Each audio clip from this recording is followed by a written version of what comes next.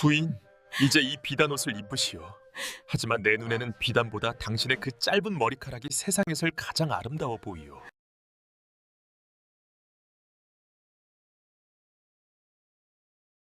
한양 땅 어느 외진 골목, 다 쓰러져가는 초가집 한 채가 있습니다. 겨울바람이 문풍지를 사정없이 흔드는 소리가 들리시나요? 쌀독은 바닥을 보인 지 오래고 아궁이의 온기마저 희미해져가는 그곳에서 오직 글 읽는 소리만이 랑랑하게 울려 퍼집니다. 공자께서 말씀하시기를 배우고 때로 익히면 또한 기쁘지 아니한가? 이 집의 주인인 선비 김진사는 학식은 높으나 집안이 너무나 가난했습니다. 그의 아내는 팻바느질로 겨우 입에 풀칠을 하며 남편의 뒷바라지를 하고 있었지요. 그러던 어느 날 마당에서 인기척이 들려옵니다. 녹슨 살인문이 삐그덕 열리더니 아주 오랜만에 반가운 손님이 찾아왔습니다. 선비와 함께 동문수학했던 벗이 먼 길을 지나다 들른 것이었죠. 이리 오너라. 김진사, 자네 안에 있는가? 나일세 박서방이네. 아니, 이게 누구인가? 박서방 아닌가? 이 먼 곳까지 어인 일인가? 어서 들어오게! 선비는 버선발로 뛰어나가 친구를 맞이했습니다. 너무나 반가운 마음에 손을 덥석 잡았지만 이내 선비의 가슴 한구석이 철렁 내려앉습니다. 친구에게 따뜻한 술 한 잔, 밥 한 끼 대접할 쌀 한 톨조차 없었기 때문입니다. 선비는 애써 웃으며 친구를 방으로 들입니다. 자네, 참으로 오랜만이네. 그간 별거 없었는가? 그래, 자네 글 읽는 소리가 담장 밖까지 들리더구먼. 역시 김진사네. 허허, 그런데 집안이 좀 썰렁하구먼. 방 밖에서 이 소리를 듣고 있던 아내의 마음은 타들어갔습니다. 남편의 길을 살려주지는 못할 망정 먼 길 온 손님을 맹물 한 사발로 보낼 수는 없는 노릇이었으니까요. 아내는 부엌으로 들어가 텅 빈 쌀독을 열어봅니다. 아, 쌀독이 텅 비었구나. 낭군님 친구분이 오셨는데 맹물만 내갈 수는 없는데 이를 어찌할꼬. 아내는 부엌 한 구석에 놓인 깨진 거울을 바라봅니다. 거울 속에 비친 자신의 모습. 낡은 무명옷을 입었지만 그녀에게는 남들이 부러워하는 한 가지가 있었습니다. 바로 탐스럽고 윤기 흐르는 검은 머리카락이었습니다.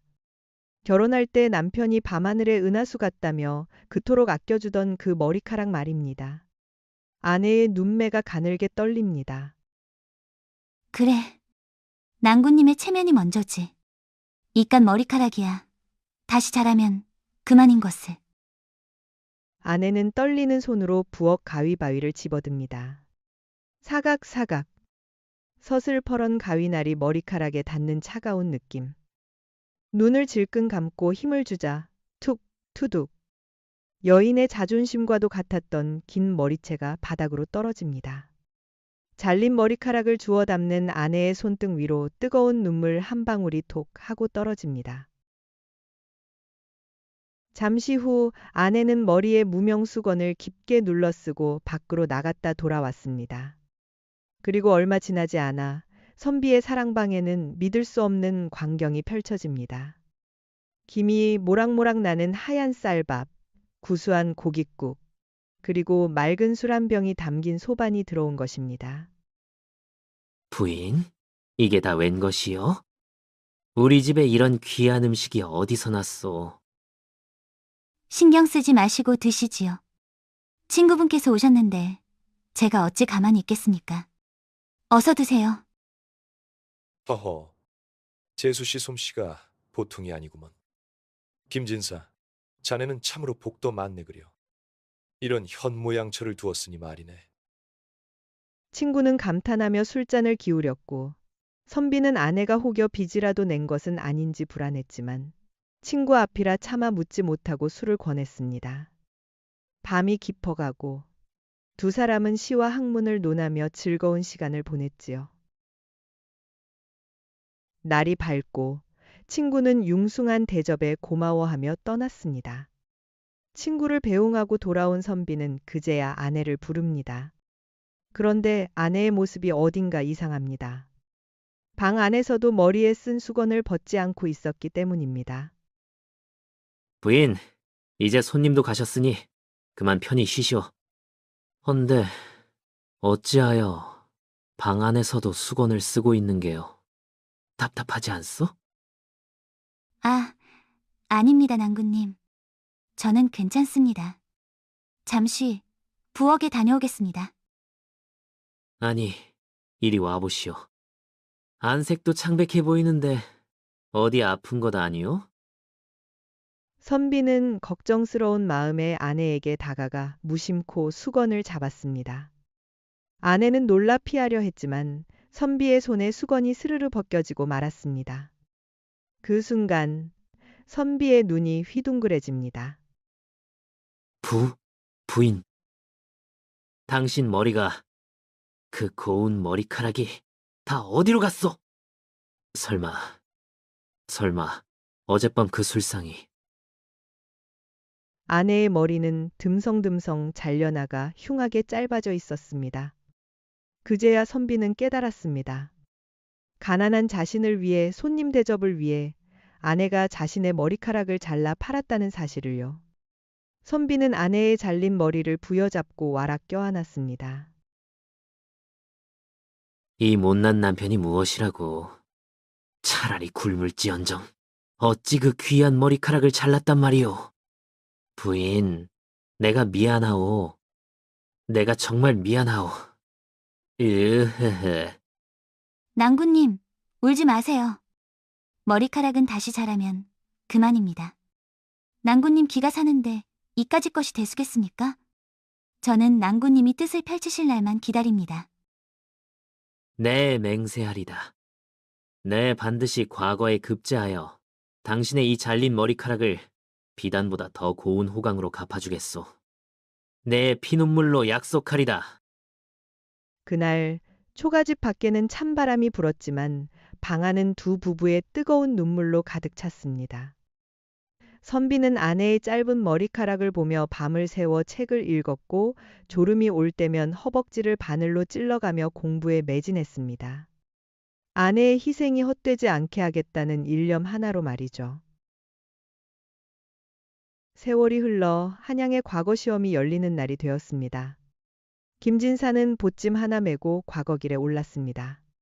그리고 며칠 뒤 마을 어귀가 시끌벅적해집니다. 여보게, 저기 좀 보게. 장원급제란다. 김진사가 장원급제를 해서 금이 환영한단다. 아이고, 그 가난한 집에서 경사가 났네. 부인이 고생을 그리 하더니 드디어 볕이 드는구먼. 꽹과리 소리와 함께 어사화를 머리에 꽂은 선비가 말을 타고 집으로 돌아왔습니다. 동네 사람들이 구름처럼 몰려들었습니다. 선비는 말에서 내리자마자 곧장 아내에게 달려갔습니다. 부인, 내가 왔어. 당신의 그 머리카락 덕분에 내가 이렇게 돌아왔소. 낭군님, 정말 장원급제를 하셨군요. 고생하셨습니다. 정말 고생하셨습니다. 선비는 하인들에게 가져온 짐을 풀게 했습니다. 그 안에는 눈부시게 고운 비단옷과 꽃신이 가득했습니다. 하지만 선비는 비단옷을 내밀기 전 품속에서 작은 주머니 하나를 꺼냅니다. 그것은 과거 시험을 보러 갈 때도 품에 지니고 다녔던 아내의 잘린 머리카락 뭉치였습니다. 이 머리카락이 나를 살렸소. 글이 안 외워질 때마다, 포기하고 싶을 때마다 이것을 보며 당신 마음을 되새겼소. 부인, 이제 이 비단옷을 입으시오. 하지만 내 눈에는 비단보다 당신의 그 짧은 머리카락이 세상에서 가장 아름다워 보이오. 낭군님, 저는 그저 지아비를 믿었을 뿐입니다.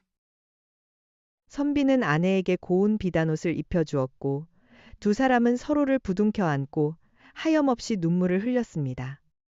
그 모습을 지켜보던 동네 사람들도 모두 눈시울을 붉혔지요. 가난조차 갈라놓을 수 없었던 두 사람의 사랑이 마침내 꽃을 피운 순간이었습니다. 요즘같이 물건이 흔하고 사랑이 가벼워진 시대에 자신의 가장 소중한 것을 내어주며 남편을 섬긴 아내와 그 희생을 평생 가슴에 새겨 성공으로 보답한 남편의 이야기. 단순히 옛날 이야기 같지만 서로를 위하는 그 마음만큼은 시대를 넘어 우리에게 큰 울림을 줍니다. 낭군을 위해 머리카락을 잘라 술상을 차렸던 이 지고지순한 사랑 이야기는 조선시대 실제 있었던 실화를 바탕으로 전해져 내려오는 이야기입니다.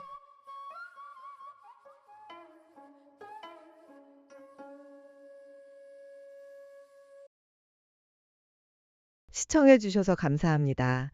구독과 좋아요로 저희를 응원해 주세요.